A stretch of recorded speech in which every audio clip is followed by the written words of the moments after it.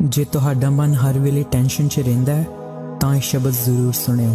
तू ठाकुर तुम पे अरदास, जियो पिंड सब तेरी रास।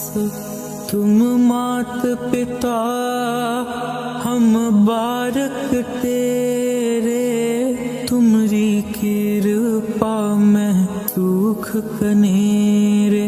कोई न जाने तुमरा अंत, ऊंचे ते ऊंचा भगवंत। सगल समग्री तुमरे सूत्र तारी, तुम ते होए सो आज्ञाकारी। तुमरी गत मित तुम ही जानी, नानक दास